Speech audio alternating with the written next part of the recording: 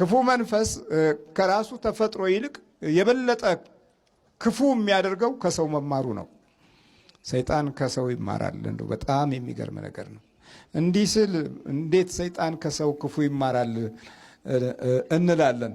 ሰይጣን የሰው ልጅን ማጥፋት ባህሪው እንኳ ቢሆንም የበለጠ ብዙ ክፋቶችን ከሰው ነው አሁን የሚማረው።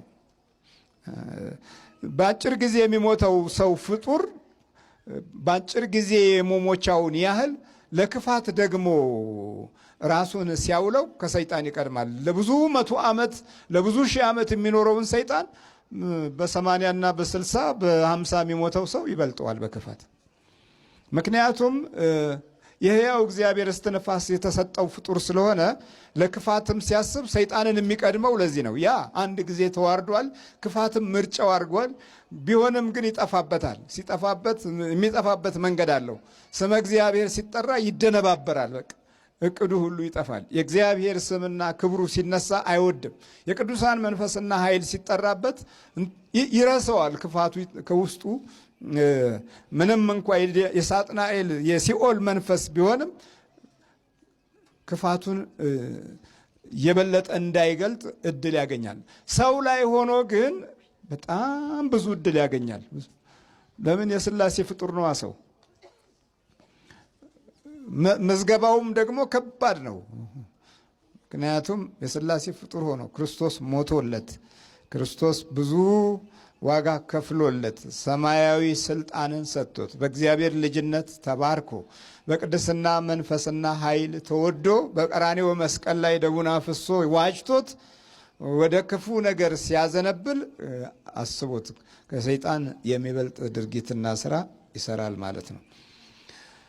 በጣም በዚህ ውስጥ የገነነ የጥፋት ውሸቶች በባህሪያት ውስጥ እንዲኖሩ ያደርጋል እና ሰው በእንጀራ ብቻ በሚኖርበት ጊዜ መንፈሳዊ ጸጋውንና ኃይሉን እየረሳና እየተወው ሲመጣ የጀመረው ኑሮ አለ እግዚአብሔር ስለሆነ መሰናክሉ እየበረታ ነው የሚመጣው። አሁን በኑሯችን ውስጥ አስቡት፣ ቤታችን የጸሎት ቦታና የምስጋና ስፍራ የለም። ሰዎች ቅዠት ፈርተው ጠበል ለጠበል ሲዞሩ ምንም ቅዠት የለባቸውም። ውጭ ሲያድሩ በየጠበሉ ሲሄዱ ምንም ሰላም ናቸው። ወደ ቤታቸው ሲመለሱ ግን ለቅሶው፣ ጭቅጭቁ፣ ሁከቱ፣ ንትርኩ፣ ብጥብጡ፣ ሌሊት ተኝተው ቅዠቱ፣ እነዚህ ሁሉ ለምን መጡ ስንል ቤታቸውን ሲመሰርቱት የአምልኮት ቀዳሚ ተግባር አልነበራቸውም። ቤቱ ሲመሰረት በምንም መንገድ እግዚአብሔር አልተመሰገነም። ቤቱ ሲመሰረት የጸሎት ቦታና ስፍራ የለም። ስራዎቻችንም በራሱ ዝም ብለን ወደ አንዱ ቢሮ ገባ እንበል። ገና ስትጀምረው በፈተና ያለፍከው ስራና ቢሮ ነው እንጂ አምላክን ያመሰገንክበት ስራ ቢሮ አይደለም። ስለዚህ እዛ ቢሮህ ላይ ዘወትር ክፉ ሰዎች ሲያደቡበት ታገኛለህ። ጠላት እጁን ሲዘረጋበት ታያለህ። የጥፋት መንፈስ በርትቶ ካንተ ሕይወት ጋር ትንቅንቅ ሲያደርግ ታገኘዋለህ። ለምን? በአምልኮት አልጀመርከውም። በማቴዎስ ወንጌል ምዕራፍ 6 ላይ ከሁሉ በፊት አስቀድማችሁ መንግስቱንና ጽድቁን ፈልጉ፣ ሁሉ ነገር ምን ይላል አለ? ይጨመራል ነው። በቃ ይጨመራል የሚለው ቃል ሌላ መግለጫ ቢኖረው እንዲህ ነው የሚሆነው። ባለህ ላይ ነው የሚጨምርልህ።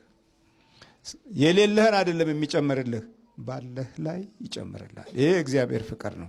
ዲያብሎስ ግን ያለህን ነው የሚወስድብህ። ያችኑ አለኝ የምትላት ነገር ሁሉ እንኳ እስክትጠፋ ድረስ ይታገላል።